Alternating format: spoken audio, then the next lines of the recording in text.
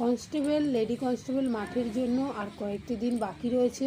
যাদের পা ধরে যাচ্ছে, 200 মিটার পাক দিতে গিয়ে দম শেষ হয়ে যাচ্ছে, যারা কয়েক সেকেন্ডের জন্য টাইমে ঢুকতে পারছো না, তারা এই সমস্ত এক্সারসাইজ ও ড্রিলগুলি করলে সুন্দরভাবে বডি রেডি হয়ে যাবে। তোমরা অবশ্যই মনোযোগ দিয়ে ভিডিওটি প্রথম থেকে শেষ পর্যন্ত দেখতে থাকো এবং প্রতিদিন রানিং প্র্যাকটিসের আগে নিজেরা অবশ্যই করে নেবে।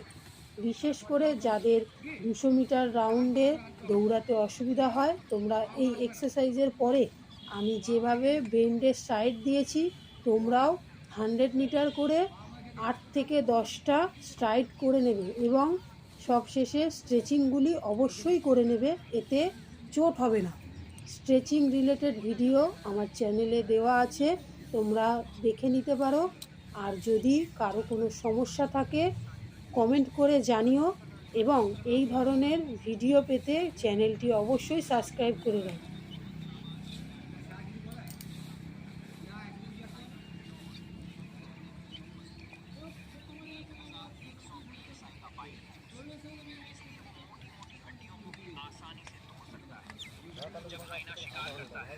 তোমাদের মধ্যে অনেকে আমাকে কমেন্ট করে জানিয়েছো যে পায়ে চোট হচ্ছে, অনেক রকমের পায়ে ব্যথা, অনেক সমস্যা হচ্ছে।